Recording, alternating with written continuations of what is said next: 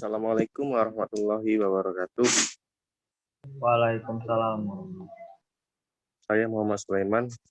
Di sini saya sebagai notulen dari kelompok 10 yang akan mempresentasikan hasil kerja kelompoknya yang bertemakan stigmatisasi janda dan cerai dalam masyarakat Indonesia. Di sini kelompok 10 beranggotakan 3 orang. Pertama Alvina Hanifah, kedua Muhammad Abror Al-Hadi, ketiga Fedia Wibisara. Baiklah, slide pertama akan dijelaskan oleh Alvina Hanifah. Pada Alvina Hanifah, kami persilakan. Baiklah, di sini saya akan menjelaskan definisi janda. Kata tunggal janda mengacu pada janda dalam bahasa Indonesia, tetapi dapat dibuat lebih spesifik dengan tambahan kualifikasi janda mati dan janda cerai. Alasan kami mengusulkan proyek ini adalah pemahaman kami bahwa janda sebagai individu dan sebagai kelompok mengalami diskriminasi dan kerugian di Indonesia kontemporer. Kami tahu kerugian ekstrim dan pengorbanan janda di India dan di pengadilan India prakolonial di Bali. Meskipun di Bali hanya sejumlah kecil istri kecil dari keluarga kerajaan yang melakukan sati atau krisis 2004. Dengan demikian, pendorong proyek ini adalah kesadaran para peneliti bahwa janda secara rutin distigmatisasi dalam kehidupan masyarakat Indonesia sehari-hari. Beberapa telah kehilangan pencari nafkah dalam keluarga dan perlu mencari nafkah untuk diri mereka sendiri dan anak-anak mereka untuk pertama kalinya. Bagi sebagian lainnya, kehilangan suami tidak dirasakan sebagai kerugian ekonomi.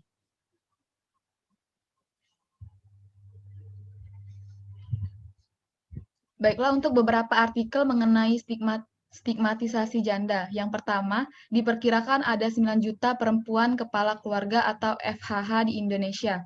14% dari total 65 juta rumah tangga di Indonesia. Mayoritas FHH adalah janda. Jumlah mereka tidak proporsional di antara masyarakat miskin dan rentan. Di Indonesia, Undang-Undang Perkawinan 1974 menegaskan bahwa laki-laki adalah kepala keluarga. Oleh karena itu, di Indonesia rumah tangga kepala perempuan tidak memenuhi definisi dan status hukum. Banyak janda dengan cara ini hidup dalam ketidakpastian hukum dan ekonomi, tidak didukung oleh suami atau tidak berhak atas tunjangan anak. Beberapa ingin menikah lagi tetapi tidak bisa karena status perkawinan mereka yang tidak dapat diverifikasi.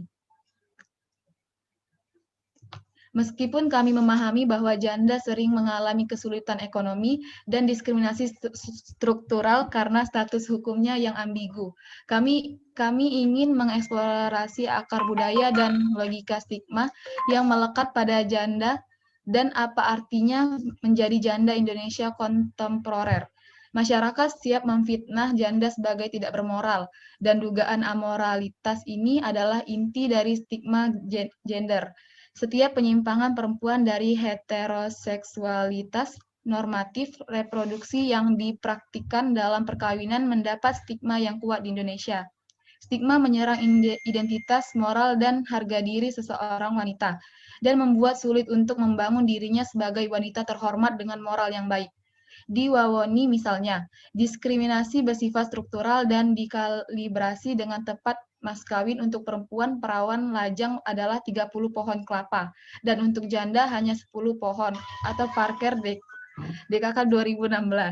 Namun hierarki sosial ekonomi di Wawoni tidak rumit, dan ini adalah masyarakat yang cukup datar, dengan kebanyakan orang hidup pada atau mendekati tingkat kelangsungan hidup. Selain mahar pengantin, stigmatisasi janda diredam dan para janda dikasihani. Baiklah, saya kembalikan ke moderator. Baik, terima kasih kepada Alvina Hanifah. Slide selanjutnya akan dijelaskan oleh Felia Wibisara. Pada Felia Wibisara, kami persilakan. 2. Artikel berikutnya adalah kontribusi Petra Mahi Monika Wiranita dan Nicholas Heriman yang memperluas jangkauan situs etnografis. Situs tua mereka adalah Kota Pertambangan di Kalimantan, komunitas ekspatriat Indonesia masing-masing di Perth, Australia, dan sebuah desa di Jawa Timur. Purposiveness Stereotip ini luar biasa. Banyak janda tetap rentan terhadap kesulitan ekonomi dan sosial budaya yang dialami oleh perempuan lajang dalam masyarakat Indonesia, khususnya yang memiliki tanggungan anak. Namun, saat artikel dieksplorisasi, beberapa berhasil menghindari stigma dan marginalisasi di komunitas mereka, terutama melalui migrasi. Koleksi berubah sejarah dengan Ani Pohman, artikel tentang politik gender seputar konstruksi sosial yang merendahkan perempuan yang menjadi janda ketika mereka menjadi janda oleh pembantaian 1965. Studi ini mengacu pada sejarah kehidupan dan kesaksian dari sejumlah wanita yang menjadi janda karena kematian, penghilangan, atau pemenjaraan suami mereka di tengah kacauan periode ini. Selanjutnya, beberapa perempuan ini stereotip merendahkan ketersediaan seksual dan janda secara umum menjadi terjerat dengan dan diperburuk oleh demonisasi perempuan yang terkait dengan PKI sebagai rakus seksual. Di sini, dampak penyimpangan dari perilaku normatif dan norma yang diidealkan serta efek merugikan dari janda tentang status sosial dan mata pencarian dan reputasi terungkap pada saat paling suram dan paling merusak. Fokus sejarah berlanjut dalam studi Helen Chris tentang pelembagaan status hukum janda di Bali sebagai akibat dari intervensi kolonial dan perkembangan sistem hukum pluralistik yang kompleks di Indonesia. Dalam upaya mereka untuk meningkatkan status perempuan dengan akses ke praktek hukum administratif melalui pengadilan, otoritas kolonial mengedepankan status perempuan yang diceraikan dalam moralisasi proses administrasi yang patriarki, adat peraturan dalam apa yang sebelumnya menjadi fleksibel dan transaksional. Saya kembalikan ke moderator.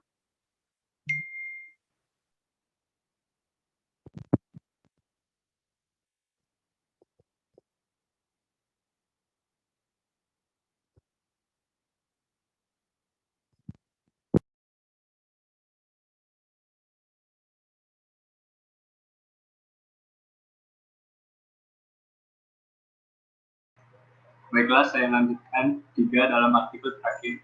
Dharma Putra dan Helen Chris mengaitkan konstruksi, historis, dan stereotip orang Bali janda dengan etnografi melalui pemeriksaan terhadap kisah hidup individu 3 orang Bali janda.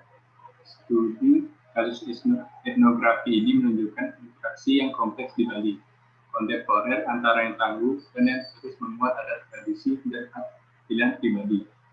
2 faktor penting yang memungkinkan orang Bali janda untuk merundingkan segala budaya yang dapat mengancam untuk mengasingkan mereka dari kehidupan komunal yang membentuk masyarakat dan agama Bali.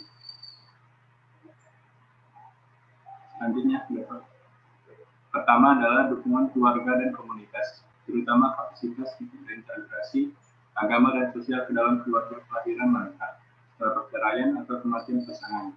Dan yang kedua adalah akses memadai ke sumber daya ekonomi yang seringkali diperoleh dengan susah payah yang memungkinkan mereka untuk menghidupi diri sendiri dan kehidupan mereka sendiri. Dengan cara ini, mereka mampu mengatasi stigma yang mempertahankan status sosial dan penerimaan di lingkungan mereka adat komunitas, sambil membangun kembali kehidupan baru dengan cara yang dapat diterima secara budaya dan pribadi. Kumpulan artikel ini memberikan kesempatan untuk memeriksa status stigmatisasi janda di Indonesia. Studi kasus sejarah dan etnografi yang disajikan di sini menjadi saksi pengalaman umum orang Indonesia, janda lintas waktu dan lintas geografis, dan perbedaan agama, tetapi juga variasi keadaan mereka.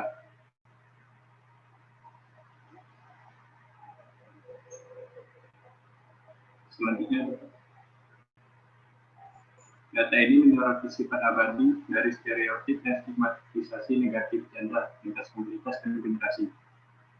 Mereka kembali mempengaruhi ketegangan antara stigmatisasi dan agensi di Indonesia kontemporer, di mana warisan sejarah kolonial dan pasca kemerdekaan meningkatnya fatwa terhadap ajaran agama konservatif dalam Islam dan Hindu.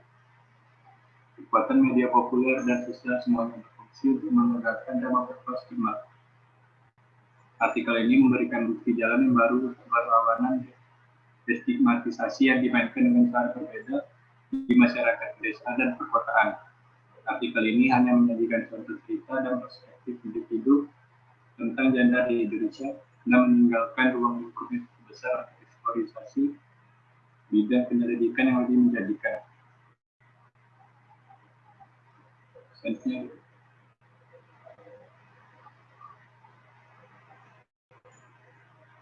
Baiklah, saya kembalikan ke moderator. Baik, terima kasih kepada Muhammad Amrul Haladi. Sekarang saya buka sesi tanya Pak. Pada yang ingin bertanya, hanya persilakan.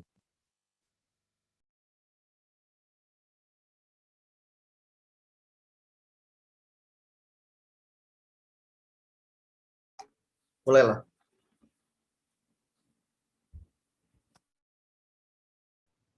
Izin bertanya. Ya, kepada Anggun, dipersilakan. Perkenalkan, nama saya Anggun Trimerdia.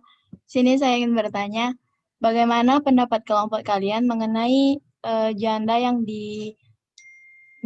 yang biasa disebut sebagai orang yang dalam tanda kutip. Terus bagaimana kalian tanggapan kalian mengenai itu? Bagaimana cara mencegahnya agar janda itu tidak dikatakan seperti itu? Terima kasih. Ya, terima kasih pada Anggun. Ada yang bertanya lagi? Izin bertanya, Sulai. Izin bertanya, Sulai. Ya, Kolila dulu. Silakan Kolila. Berikan solusi terhadap masalah janda yang sering mengalami ketidakpastian dalam hukum dan ekonomi. Terima kasih. Baik, terima kasih pada Kolila. Sulai, izin bertanya, Sulai. Ya, Weni, ayo silakan. Sulaiman. Ya, pada Weni, kami silakan. Perkenalkan, nama saya Weni Oktarianingrum. Di sini saya akan bertanya, apakah keuntungan menikah dengan janda? Dan berikan tips untuk menikahi janda tersebut. Terima kasih. Ya, terima kasih pada Weni. Baiklah, 3 pertanyaan dulu. Di sini kelompok 10 akan menampilkan sebuah video. Selamat menyaksikan.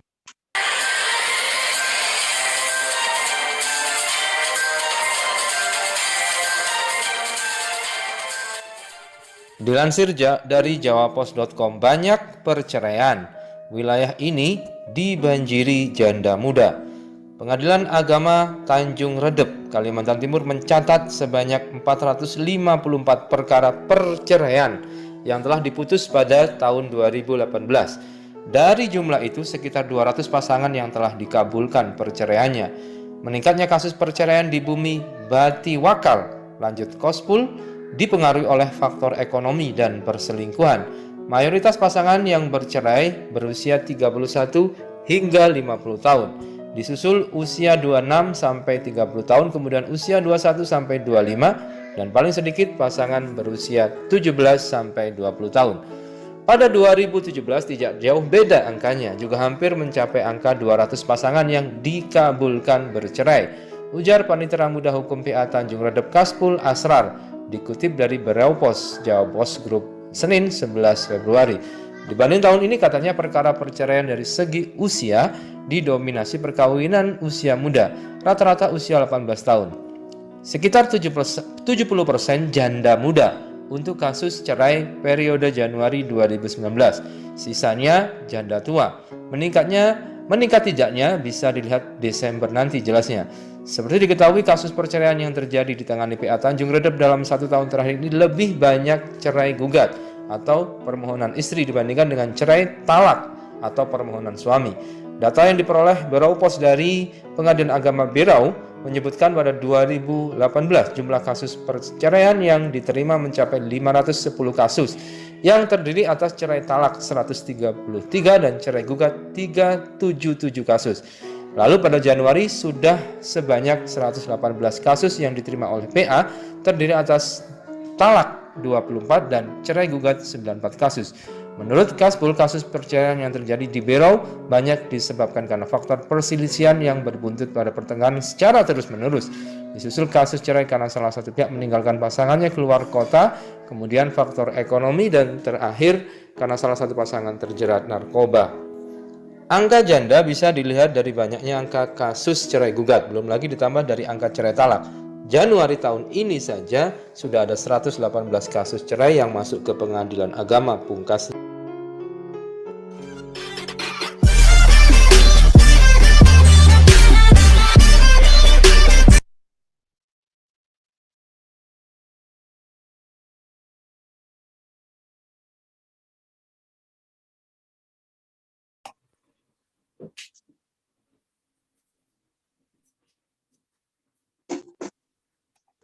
Baiklah, pertanyaan Anggun akan dijawab oleh Muhammad Abrar Al-Hadi. Pada Muhammad Abrar Al-Hadi kami silakan. Baiklah, untuk pertanyaan Anggun tadi, bagaimana pendapat kalian mengenai mirror yang beredar di Latin, Anda, dan cara kalian mengatasi hal tersebut? Jadi kan, dengan kita mendengar kata janda itu kan sebagian orang tuh mungkin akan langsung mendaratkan sejumlah persepsi negatif. Bahkan seringkali kata janda itu dikaitkan dengan perempuan penggoda. Jadi padahal kalau mengacu kamus besar bahasa Indonesia, kata janda sendiri berarti status perempuan yang sudah tidak memiliki pendamping setelah menikah.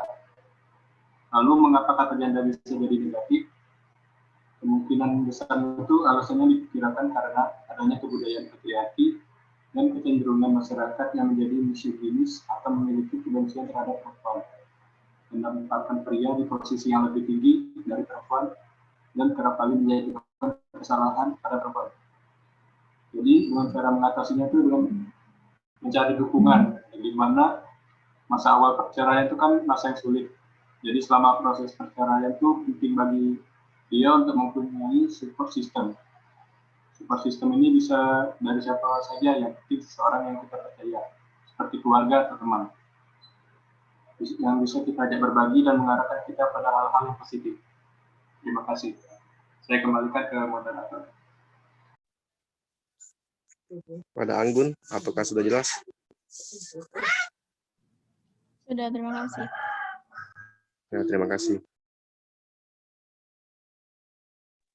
Selanjutnya pertanyaan Lila yang akan dijawab oleh Alvina Hanifah. Pada Alvina Hanifah, kami silakan.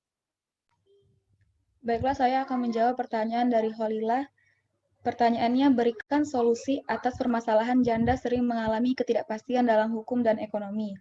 Bagi ketidakpastian dalam hukum itu, seorang janda yang tidak mendapatkan kepastian hukum harus membuat kartu keluarga sendiri dengan status sebagai kepala keluarga. Jadi dengan kakak baru, ia diakui dalam hukum sebagai status janda. Dan untuk ketidakpastian ekonomi, mau tidak mau seorang janda harus mencari nafkah sendiri untuk menghidupi dirinya dan anak-anaknya. Baiklah, saya kembalikan ke moderator. Ya, terima kasih pada Alvina Hanifah. Pada Holila, apakah sudah jelas? Sudah, terima kasih. Ya, terima kasih. Selanjutnya pertanyaan dari Weni yang akan dijawab oleh Velia Wibisara. Pada Velia Wibisara, kami silakan. Baiklah, saya akan menjawab pertanyaan dari Weni. Pertanyaannya, apakah keuntungan menikahi janda dan berikan tips menikah dengan janda? Keuntungan. Yang pertama itu janda lebih dewasa ketimbang gadis dan lebih banyak pengalaman. Kedua, janda cerai mati lebih diutamakan. Ketiga, dia tahu tentang hubungan. Keempat, tidak banyak menuntut. Kelima, memiliki pengalaman membesarkan anak. Terus tipsnya yang pertama, abaikan stigma masyarakat. Kedua, terima apa adanya. Ketiga, menjalin tali silaturahmi. Dan keempat, mendapatkan restu. Saya kembalikan kepada moderator. Ya, terima kasih pada Velia. Pada Weni, apakah sudah jelas? Sudah jelas, terima kasih. Ya, terima kasih. Nah, sekian presentasi dari kelompok 10. Apabila ada kata-kata yang salah, kami mohon maaf. Allah, kami mohon ampun. Apabila taufik wal hidayah, wassalamualaikum warahmatullahi wabarakatuh. Waalaikumsalam warahmatullahi wabarakatuh.